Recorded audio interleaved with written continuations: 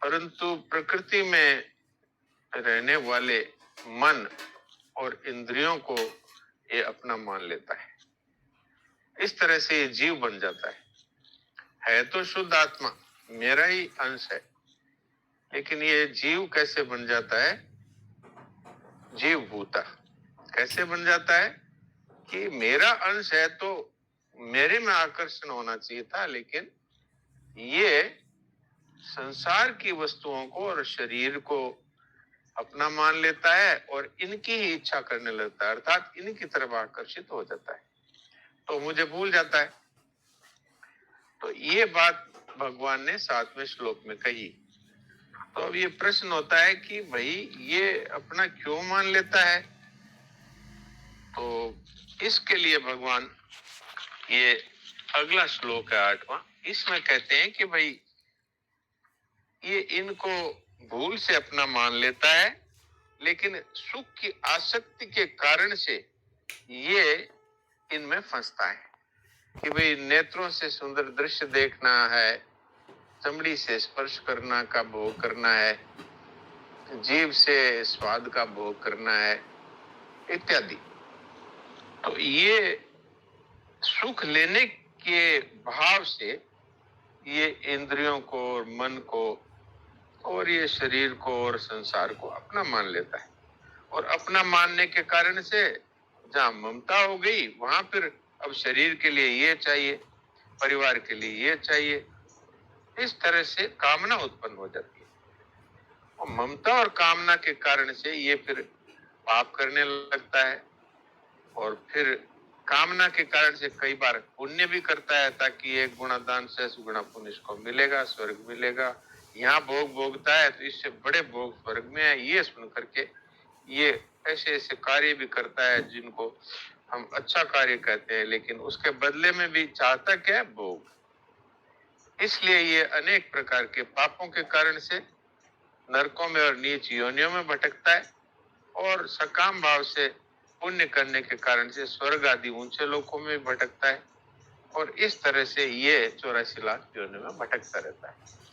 तो फिर ये किस तरह से निकलता है, किस तरह से ये भोगों को भोगता है, इसको भगवान ये 8वें श्लोक में कहते हैं कि जिस तरह से हवा है, वो बगीचे में से फूल है तो वहां से हवा वो उसको सुगंध को, फूलों की सुगंध को लेकर के और वहां से चल देती है, और वो दूसरी जगह खड़ा हुआ व्यक्ति उस सुगंध को ग्रहण करके कहता ओ कितनी अच्छी सुगंध आ रही। इसी तरह से वो गंदे स्थानों से, मलमूत्र इत्यादि स्थानों से वायु वो लेकर के उसी गंध को लेकर के आती है, तो दूसरा व्यक्ति कहता ओ कितनी बदबू आ रही है, आसपास में कोई लगता है इधर वो बहुत गंदगी है।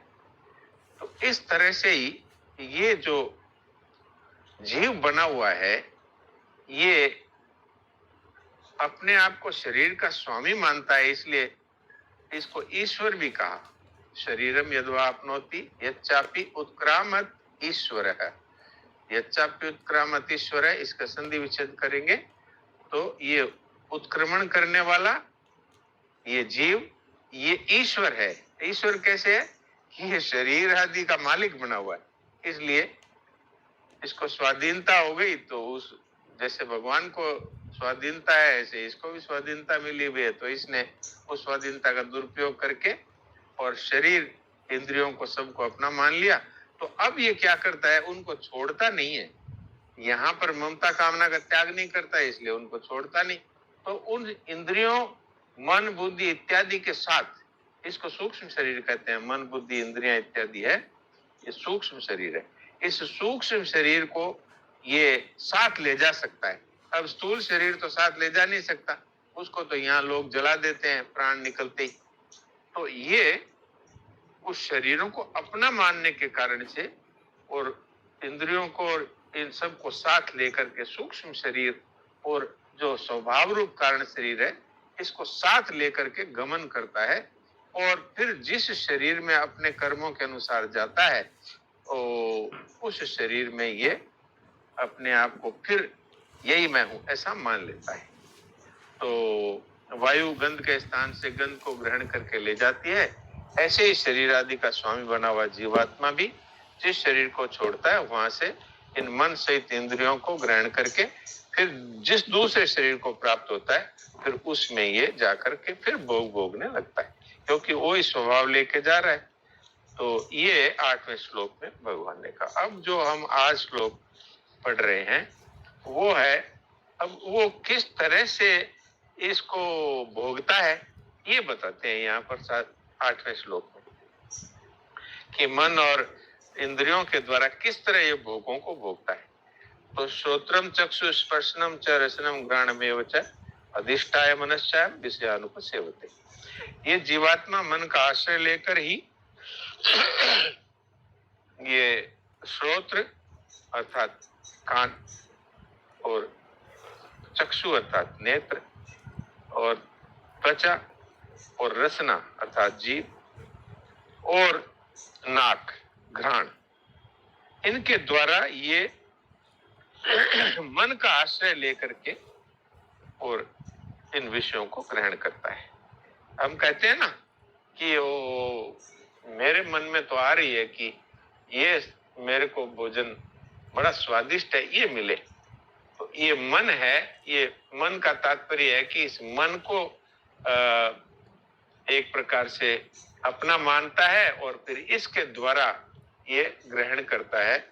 ऐसे ही सुंदर दृश्य देखने के लिए, ऐसे ही अच्छे स्पर्श के लिए ये लालायित हो जाता है, तो ये मन का आश्रय लेता है, जबकि वास्तव में आश्रय लेना चाहिए था स्वरूप का अथवा भगवान का।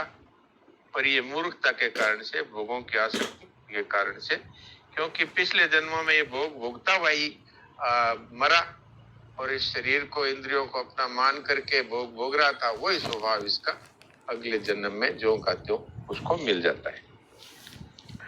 तो इसके लिए ये अलग अलग बातें बताई थी कि भाई पंच महाभूतों के कौन से सत्वगुण के अंश है, कौन से रजोगुण के अंश है, कौन से तमोगुण के अंश है।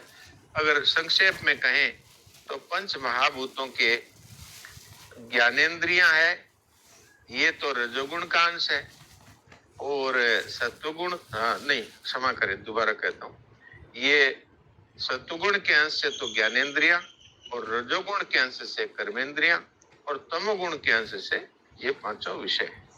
और ये पूरा दिया हुआ है, आप इसका अगर अच्छी प्रकार से समझना चाहते हैं तो नारायण नारायण बीच में आवाज आ रही, तो ठीक है, ठीक तरह से समझने के लिए हमें साधक संजीवनी को गंभीरता से पढ़ना है। और अभी जो कुछ सुना है या पढ़ने में आया है उस विषय में कोई बातचीत करनी हो तो हम सब आपस में विचार विमर्श कर सकते हैं। नारायण नारायण। राम राम महाराज जी।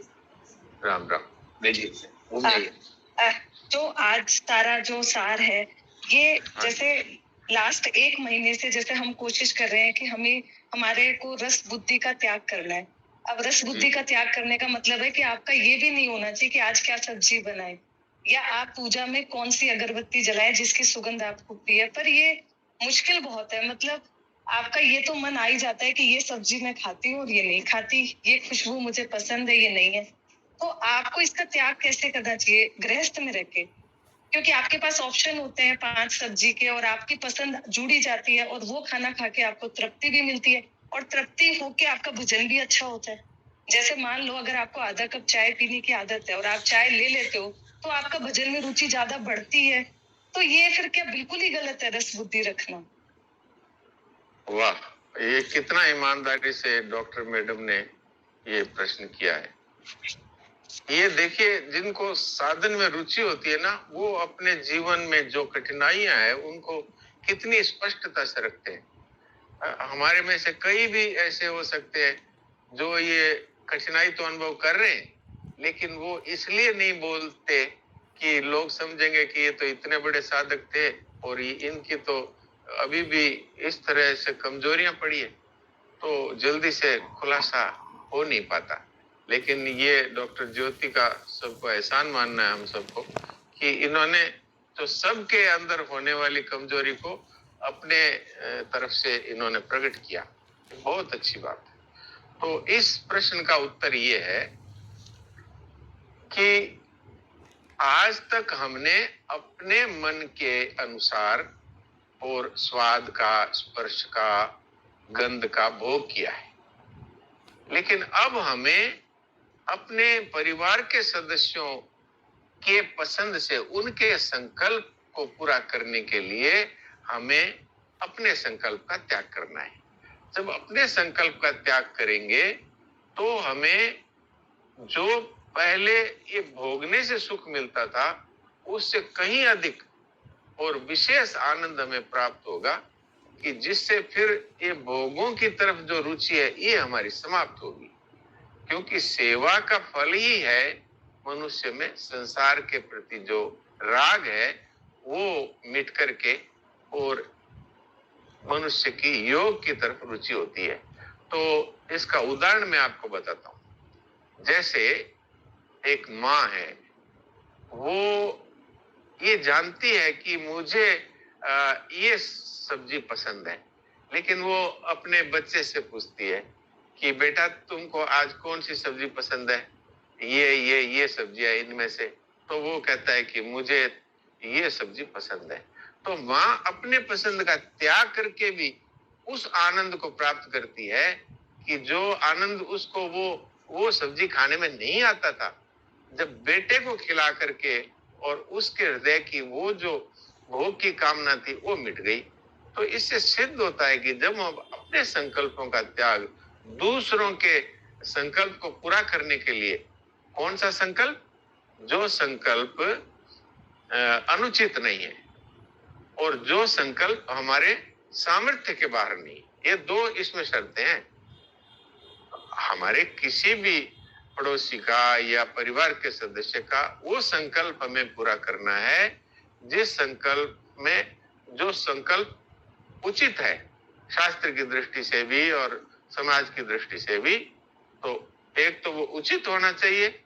अगर अनुचित संकल्प है तो उसमें हम क्षमा मांग सकते हैं कि क्या बताएं, ये तो हम पूरा नहीं कर पाएंगे, इसके लिए आप क्षमा कर दें हमें। ऐसा नहीं कि उसको हम उपदेश देना शुरू कर दें, तुमने ये कैसे कहा, तुम पापी हो, ऐसा नहीं, तुम भोगी हो, ऐसा नहीं। हाथ जोड़ करके कि मैं आपका ये संकल्प पूरा नहीं कर पाऊंगी अथवा नहीं कर पाऊंगा, आप और कोई बताइए जिससे मैं आपकी सेवा कर सकूं। जैसे इसमें ये पूछना चाह रही हूँ कि अगर मान लो मैंने अपने बच्चों के त्याग के लिए उनकी सब्जी तो बना दी, पर मैंने अपनी पसंद की भी बना ली, तो फिर ये भोग हो गया। हाँ, ये तो देखिए, ये इसी स्वभाव को बदल सकते हैं हम मनुष्य जीवन में। ये आप कुत्ता बन के नहीं इसको बदल पाएंगे या कौवा बन के नहीं बदल पाएंगे। तो अभी हमारे पास ये मौका है। और मैंने उदाहरण इसलिए दिया कि जब हम दूसरों का संकल्प पूरा करते हैं तो अपने संकल्प भोग से जो सुख होता है उससे भी ऊंचा सुख हमको मिलता है। अरे तभी तो एक माँ अपने बच्चे को सूखे में सुलाकर खुद उसके मूत्र वाले गीले बिस्तर पर सो जाती है। आप सोचिए, अपने सुख का त्याग हम कब कर सकते हैं?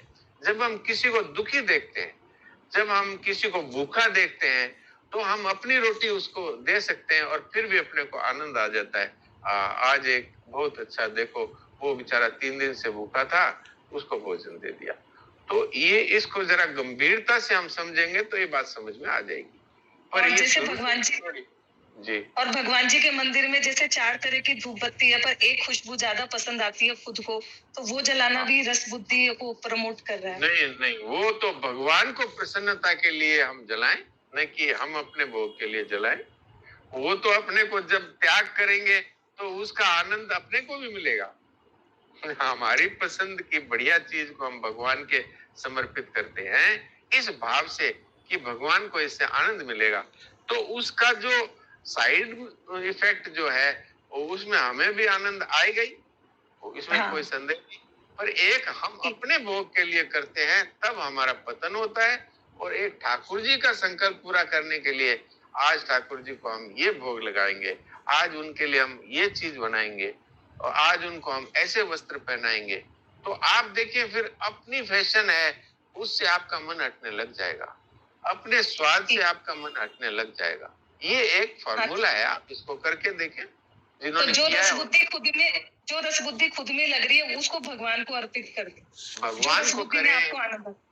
हाँ, निर्बलों को करें, जो आवश्यकता वालों को करें, तब आपको स्वतः ही उस त्याग के कारण से, जो त्याग में रस है, वो रस आपको भोग में जो मिलता था उससे बहुत ही वो विचित्र होगा।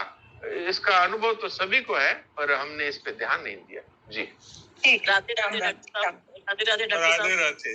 हाँ, जी डॉक्टर साहब, इससे पे ना मेरा ये क्वेश्चन है कि मैं ठाकुर जी को वो ही भोग लगाती हूँ कि जो मैंने खाना है। कि जैसे अब हाँ मैंने अब दलिया बनाया, तो दलिया मैंने हाँ नमकीन बनाया। अब कहते घर में हाँ कहते हैं भगवान को मीठी चीजें खिलाओ। अब मिट्टिया दलिया बना लिया तो मेरे को वो खाया नहीं जाता मेरे से। तो हाँ भी मैं जो हाँ मैं खाती हूँ वो भोग लगाती हूँ, भगवान के हिसाब से भोग नहीं लगाती मैं। हाँ, इसमें भाव बदलना होगा कि हमें भगवान के लिए, भगवान को क्या चीज अच्छी लगती है, वो चीज हमें भगवान को भोग लगानी है। ये भाव तो हमें बदलना होगा। और हमें अगर जे कोई चीज अच्छी नहीं लगती है, कोई चीज हमारे स्वास्थ्य के अनुकूल नहीं है, तो हम उसको अपने लिए अलग से बना सकते हैं, लेकिन उसमें भोग का भाव रहेगा तो हमारी वो आदत है वो वैसी रहेगी। और जहां भोग है वहां योग नहीं है, ये तो थोड़ा समझना पड़ेगा। हाँ, स्वास्थ्य की दृष्टि से अहितकर है। मान लो डॉक्टर ने मना कर रखा है कि भाई चीनी आपको नहीं खानी, आपको शुगर की दिक्कत है, नहीं तो नहीं, उसको टेस्ट यदि है। आप टेस्ट नहीं, डॉक्टर ने मना नहीं किया, टेस्ट है अभी। हाँ, तो टेस्ट को छोड़ना होगा, टेस्ट को छोड़ना पड़ेगा। लेकिन अगर वो स्वास्थ्य के लिए हितकर है तो वो खा भी सकते हैं, फिर कोई दिक्कत नहीं। पर टेस्ट की दृष्टि से कुछ भी जो किया जाता है उसका नाम भोग है। इच्छा, अच्छे स्पर्श के लिए, जो अपने भोग के लिए स्पर्श किया जाता है वो भोग है। और जो अपने भोग के लिए जो अच्छी गंध अपने लगाते हैं तो वो भोग है। अपनी इंद्रियों के तृप्ति के लिए जो हम कोशिश करते हैं, वो इंद्रियां कभी तृप्त होगी नहीं, लेकिन हमें लगेगा कि आज तो आनंद मिल गया, लेकिन वो आनंद क्या हमें तृप्त कर गया? नहीं, क्योंकि दूसरे दिन फिर वो चाहिए अथवा उससे भी बढ़िया चाहिए। जी हाँ जी। राम राम साहब।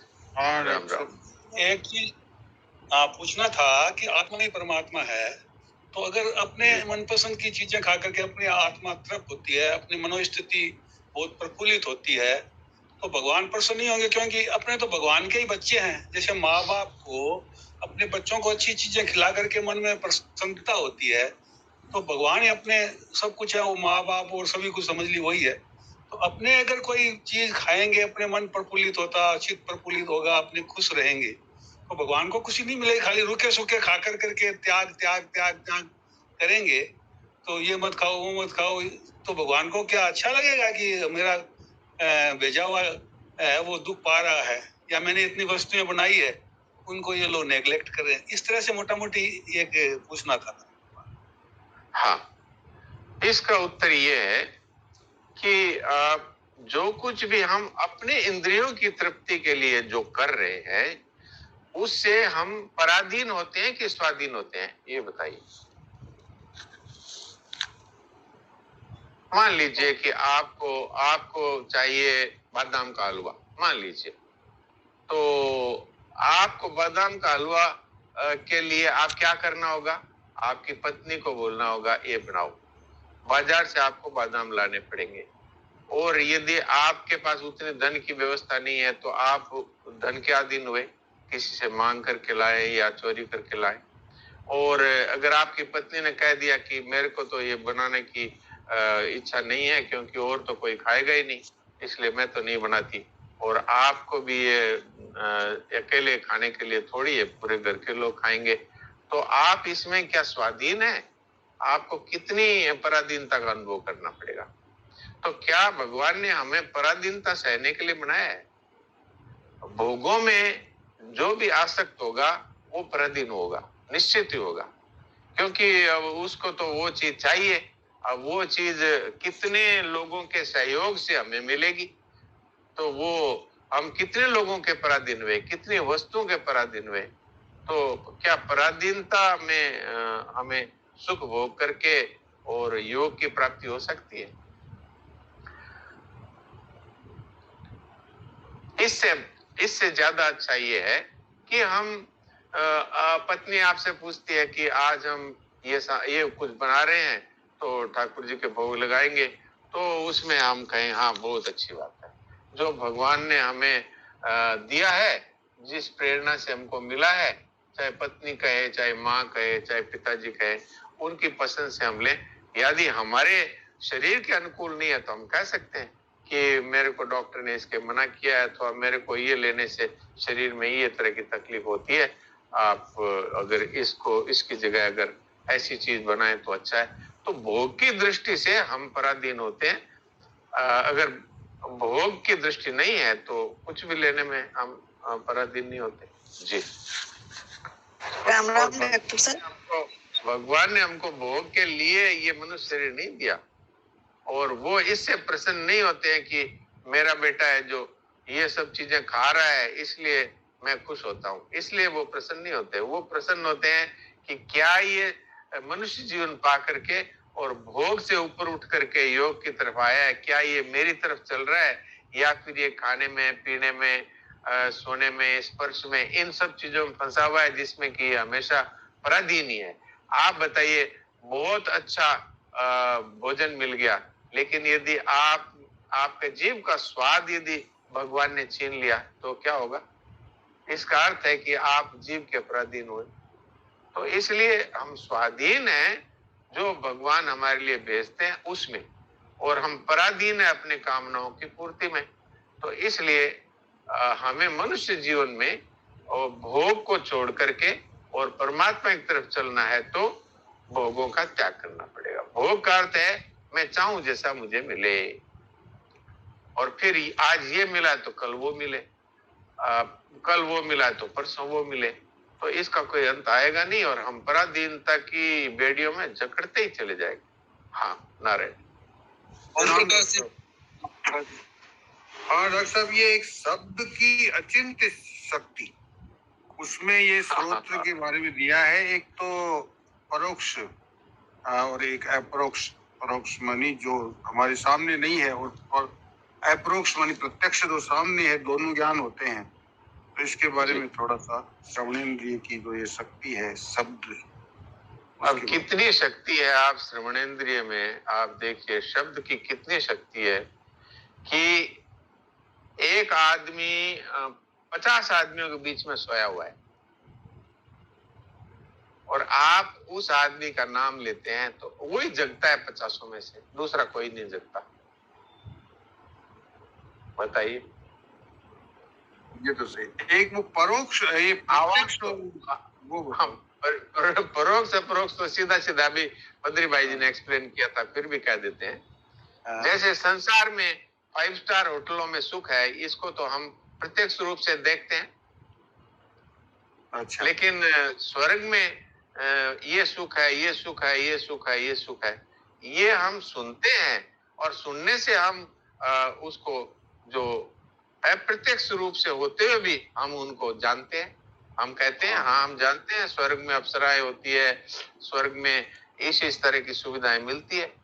तो परमात्मा का ज्ञान है, तो परमात्मा का ज्ञान हमें शब्द से होता है। अभी हम कह रहे हैं आत्मा है वो नित्य सर्वगत स्थान रचलोयम सनातन, ये हम जानते नहीं है, लेकिन शब्द से हमने समझा कि भगवान कह रहे हैं कि भाई आत्मा सदा रहने वाला है, कभी जन्मता नहीं, कभी मरता नहीं, और ये सब जगह परिपूर्ण है। ये अपरोक्ष ज्ञान है, लेकिन ये शब्द में इतनी शक्ति है, अचिंत्य शक्ति है कि हमें ये परमात्मा तक पहुंचा देता है, ये आत्म स्वरूप तक पहुंचा देता है। तो ये शक्ति है अचिंत्य। और ये लौकिक दृष्टि से देखें तो जैसे मान लो कोई कह रहा है भी गंगा जी है, तो गंगा जी के बोलने से हमें वो गंगा जी का घाट है, वो स्नान कर रहे हैं, वो सब भी उसमें आ जाता है। हाँ ये भी वही है, ये भी परोक्ष है, परोक्ष ही है। और प्रत्यक्ष तो गंगा जी है। प्रत्यक्ष तो सामने गंगा जी बह रही है तो प्रत्यक्ष है।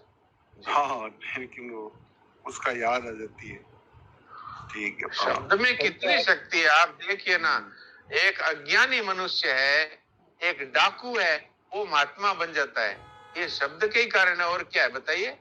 नारद जी ने खाली उसको इतना ही कहा, रत्नाकर डाकू को, कि तू लोगों को मारता है और तू लोगों की सामान छीन लेता है, और ये हत्या का और ये चोरी का और ये डकैती का जो पाप है, ये कौन भुगतेगा? तो बोला मैं परिवार के लिए करता हूँ। तो बोले बच्चे हैं, पत्नी है, उनके मैं पालन पोषण के लिए करता हूँ, तो ये सब वो भुगतेंगे क्या? तो उसने कहा हाँ बिल्कुल वो भुगतेंगे। बोले जा पूछ क्या। और उनके उपदेश से वो वाल्मीकि जी हो गए। तो कितनी बड़ी शक्ति है शब्द में। जी, आज समय काफी हो गया, 10 मिनट ऊपर हो गए। राम डॉक्टर साहब। हाँ हाँ राम राम। तो यही परोक्ष अपरोक्ष वाला बहुत अच्छे से समझ में आ गया। और एक मेरा प्रश्न था कि स्वरूप, जीवात्मा और जीव, इसको थोड़ा आप अच्छे से समझा दीजिए। हाँ, तो स्वरूप तो शुद्ध आत्मा का नाम है, और जीव है वो है जिसने शुद्ध होते हुए भी, ये जो चेतन होते हुए भी संसार, शरीर और धन, जमीन, मकान, कुटुंब को कह दिया ये मेरा है, और इसकी इच्छा करके कामनाओं के कारण पाप करने लगा, वो जीव। वही अहम के साथ जुड़ गया वही। हाँ, जो अहम से जुड़ गया वो जीव है जी। और जीवात्मा? जीवात्मा भी उसी का नाम है जिसने संसार को अपना मान लिया। बाकी जो शुद्ध आत्मा है वो निर्मल आत्मा है, वो परमात्मा के साथ एक है। जी। जीव भी उसी का नाम है, जीवात्मा भी उसी का नाम है, अल्पात्मा भी उसी का नाम है। और जो इससे सब छोड़ चुका उसका नाम महात्मा भी है, और वो परमात्मा के साथ अभिन्न भी है। जी, महान आत्मा। बहुत अच्छा डॉक्टर साहब जी, धन्यवाद। हाँ जी, राम राम। और भी किसी को कोई बात रह गई हो? कोई बात नहीं, समय तो हो गया, क्योंकि बहुत ज्यादा जरूरी हो, कोई समझ में नहीं आई और पूछनी हो तो पूछ ले, नहीं तो फिर डॉक्टर साहब से वो भजन पर सुनते हैं, समय हो गया काफी। राम। हाँ राम राम बिल्कुल। हाँ, प्रश्न तो ऐसा नहीं है, लेकिन ना एक भाव था, और दास का एक छोटा सा अनुभव भी है कि जैसे भोगों में जो ना लिप्त, पहले जो चल रहा था दृष्टांत जो उठाया था, तो भोगों में जो संलिप्तता होती है ना, वास्तव में परमात्मा प्राप्ति में बाधक होती है। तो इसको हमारे यहाँ एक नारायण स्वामी परम रसिक संत हुए, उन्होंने कुछ इस तरह कहा कि नारायण हरि भजन में ये पांचों न सुहाए, विषय भोग निद्रा हंसी जगत प्रीति बहुबात, कुछ ऐसे करके। तो जी, जब भोग भी चाहिए और भगवान भी चाहिए, ऐसा नहीं होता। सही। दीक्षा हुई थी, दास की दीक्षा हुई थी, तो दीक्षा के बाद क्योंकि ज्ञान नहीं था दीक्षा का, वो एक विशेष रूप से हुई थी, ज्यादा ज्ञान नहीं था, दीक्षा भी हो गई थी। उसके बाद में वहाँ भक्त मिले, उनसे हमने पूछा कि माता जी थी, तो माता जी हमको नियम क्या करना है इसके बाद में? तो बोली कि तुम्हें धीरे धीरे भगवान की जब कृपा होगी तो धीरे धीरे तुम लहसुन प्याज छोड़ दोगे, और तुम्हारी जिह्वा का स्वाद ऐसे ऐसे धीरे धीरे छीनता चला जाएगा, सांसारिक चीजों से अलगाव स्वतः हो जाएगा, जिनमें तुम्हें संलिप्तता दिखती है, यानी कि जो परमात्मा प्राप्ति में बाधक होंगी। तो दास का उसी दिन से लहसुन प्याज छूट गया था। और एक दिन सत्संग में यही सुना चाय के बारे में, तो उस दिन के बाद कभी चाय नहीं पी। बचपन में किताब में पढ़ा कोल्ड ड्रिंक गलत होती है, तो 10 साल हो गए, बहुत छोटा था तब मैं, 10 साल हो गए, कभी कोल्ड ड्रिंक मुंह नहीं लगा। ये मनुष्य जीवन में ही ये स्वतंत्रता है कि आप चाहे जिसे पकड़े चाहे जिसे छोड़ दें। तो संतों का ये प्रभाव है कि उनके संसर्ग से मनुष्य का जीवन शुद्ध हो जाता है। बिल्कुल। आप और नारायण, आप तो ऋषिकेश के वहाँ टाट वाले बाबा नाम सुने होंगे। हाँ, सुना है जी। तो उन्होंने अपने अनुभव में लिखा, बताया था, तो वो कह रहे हैं कि हम बाजार में जाते और मिठाइयों को देखते लेकिन खरीदते नहीं, और इसे हमने जिह्वा का स्वाद खत्म कर दिया, ऐसे करके। तो कितना प्रयत्न करते हैं। जी राम। ठीक है, ठाकुर जी के शरणागत होने से सब आ जाता है। जी ब्रजवासी जी, आपके भाव बहुत बढ़िया है। तो मुन्ना जी ने प्रश्न पूछा कि हमको जो भोग बातें हैं, तो भगवान के हम बच्चे हैं, क्यों नहीं खुश होते हैं? इसके जवाब में आपका उत्तर बहुत बढ़िया है कि भोगों की तरफ अगर हम चलेंगे तो भगवान की प्राप्ति नहीं होगी। एकदम पक्की और ठोस बात। नारायण नारायण। बिल्कुल बिल्कुल, बहुत अच्छा। एक निवेदन ये करना था कि हमारी शरीर जो हमको दी गई, उसमें जो हमारी ज्ञान इंद्रिया, कर्म इंद्रिया, मन, अंतःकरण, ये सब भगवान के द्वारा स्वतः शुद्ध पवित्र मिली थी। हमने अपने स्वभाव संस्कार से इसको दूषित किया है और इसका फल हमको भोगना पड़ता है। तो ये वाणी सुनने के बाद, ये 8वां श्लोक की व्याख्या सुनने के बाद अगर हमको होश नहीं आया तो कोई भी सुनना किसी काम का नहीं होगा, क्योंकि पवित्र चीज को अभी अपवित्र हमने स्वयं किया हुआ है। जी प्रणाम। जी जी जी प्रणाम, आप ठीक कह रहे। तो आप भजन सुन लीजिए भाई। हाँ सुनो सुनो।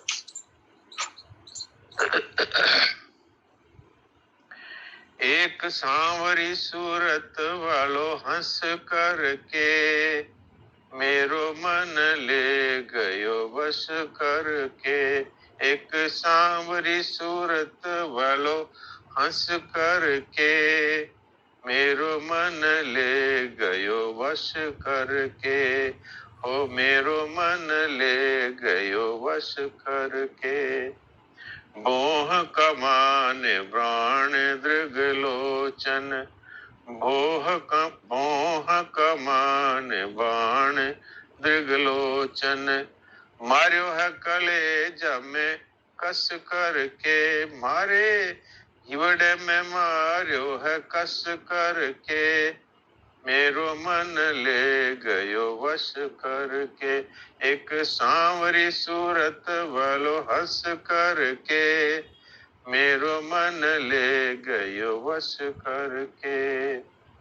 जित देखूं तित वही वही दिखे, जित देखूं तित वही वही दिखे। भीतर बैठो है घुस करके, अरे भीतर बैठो है घुस करके। मेरो मन ले गयो वश करके। एक सांवरी सूरत वारो हंस करके मेरो मन ले गयो वश करके। जतन करो रे कोई जंतर लिख दो, जतन करो रे कोई जंतर लिख दो। औषध देवो कोई घस करके, भैया औषध देवो कोई घिस करके। मेरो मन ले गयो वश करके। एक सांवरी सूरत वारो हंस करके मेरो मन ले गयो वश करके। चंद्र सखी अब चैन परे नहीं, चंद्र सखी अब चैन परे नहीं। श्याम दृगन में फंस करके, ओहो श्याम दृगन में फंस करके मेरो मन ले गयो बस करके। मेरो मन ले गयो वश करके। एक सांवरी सूरत वारो हंस करके मेरो मन ले गयो वश करके। एक सांवरी सूरत वारो हंस करके मेरो मन ले गयो वश करके।